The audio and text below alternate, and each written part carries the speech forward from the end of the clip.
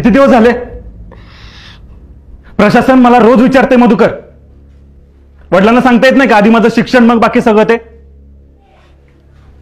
काय सांगू सर, आणि कसं सांगू?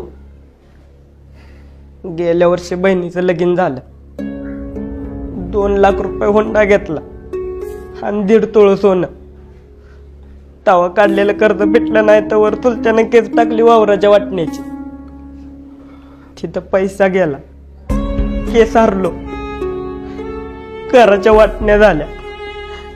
आता तर कोणाच्या घरात राहतोय सर. इकडून उंदीर येतोय तर तिकडून घुस येत्या. पावसाळ्यात अख्खं घर गळतंय.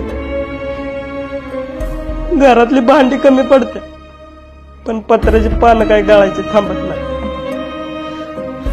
बाप गावलती काम करतो, उचलापासून गुरं लागतो.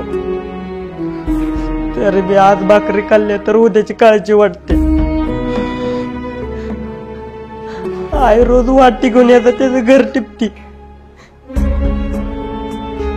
कुठनं आणू तिला पैसे? आणि कसं म्हणू बापाला? या सगळ्यापेक्षा माझं शिक्षण महत्वाचं आहे.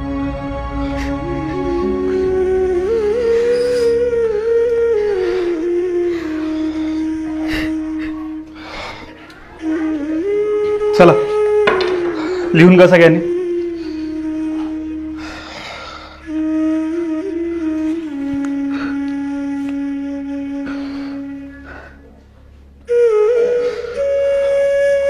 मधुकर, याच्या पुढे असल्या वर्गात काहीही सांगायचं नाही.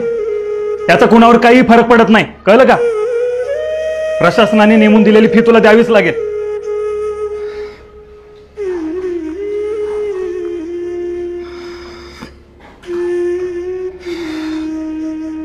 मधुकर,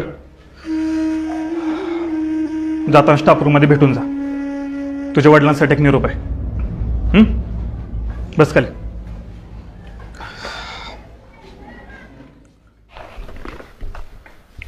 आत येऊ का सर? अरे ये मधुकर, बस. नाही नको, हाय तो उभा. अरे ये रे, बस. नको. अरे ये म्हणलं ना.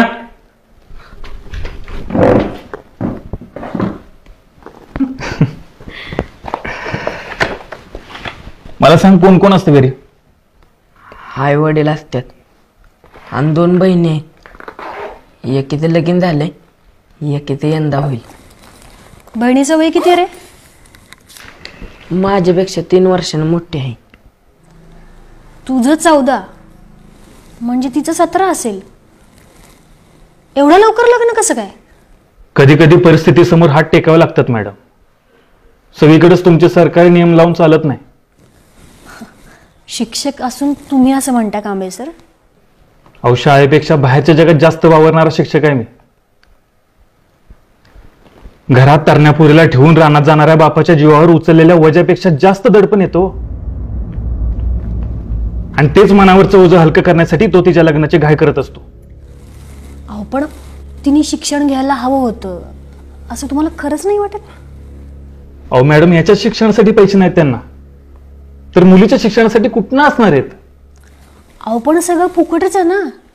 जेवण, पुस्तकं, कपडे सुद्धा. तेवढंच फुकट आहे मॅडम. शाळा दुपारचं जेवण देते आणि त्याच जेवणाचा डबा आणल म्हणून पोरांना शाळेत पाठवणारा आईबाप बघतो ना, तेव्हा त्याच व्यवस्थेचा भाग असल्याची चीड येते. घरी भाकरीची तरा असल्यावर काय वाटतं याची झळ तुमच्यापर्यंत पुचली नसेल म्हणून तुम्ही असं बोलताय मॅडम. अहो, ज्या घरी भाकरीसाठी आईबाप रानोमाळ फिरतात त्या घरचं सगळं त्या मुलीलाच बघावं लागतं की. आणि कसं आहे मॅडम, तुमच्या भूमितीतल्या गोलापेक्षा भाकरीचा गोल जास्त मोठा असतो तिच्यासाठी.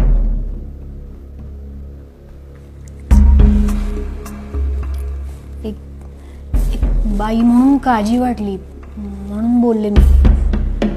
हीच तर अडचण आहे आपल्या शिकलेल्यांची. आपण ते वाईट कसं हे सांगतो, हळहळतो, पण प्रत्यक्ष अडचण सोडवत नाही. इथून बाहेर पडत नाही, मदत करत नाही. भाषण करणारा नकोच आहे आपल्याला, भाकरीची सोय करणारा हवा आहे. आणि हे सगळं तो त्या मुलीचा बाप करतो म्हणून तो आपल्यापेक्षा कायम ग्रेटच आहे असं वाटतं मॅडम मला.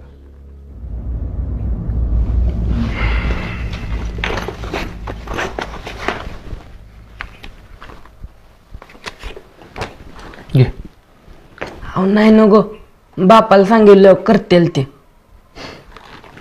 स्वाभिमान, हा स्वाभिमान गरीबाच्याच दावणीला का बांधलेला असतो? अजून एक कोड.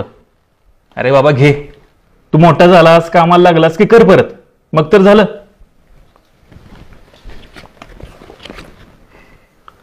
अहो फी फक्त 750 आहे, हे जास्त आहेत. अजून एक वाईट गुण, इमानदारी. अरे बाबा ठेव, लागतील तुला. आणि अजून काय लागलं तर मला मागायचं, कुणासमोर हात पसरायचे नाहीत काय. आणि तू काय काळजी करू नकोस, मी नीट लिहून ठेवे. तू मोठा झालास, कामाला लागलास की कर मला परत. पण आता एक शब्द बोलू नकोस. उद्याची उद्या फी भरून टाकायची आणि आता फक्त अभ्यासाचाच विचार करायचा काय. चला.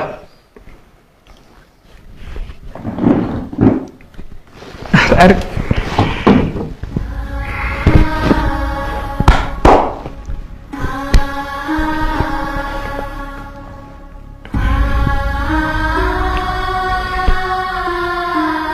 सर, हे एकदा फिरवू का?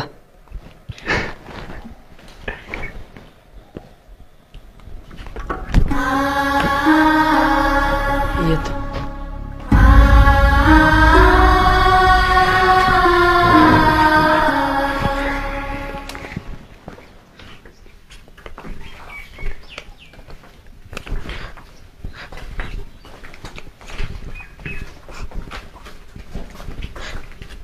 मध्या, काय झालं रडायला?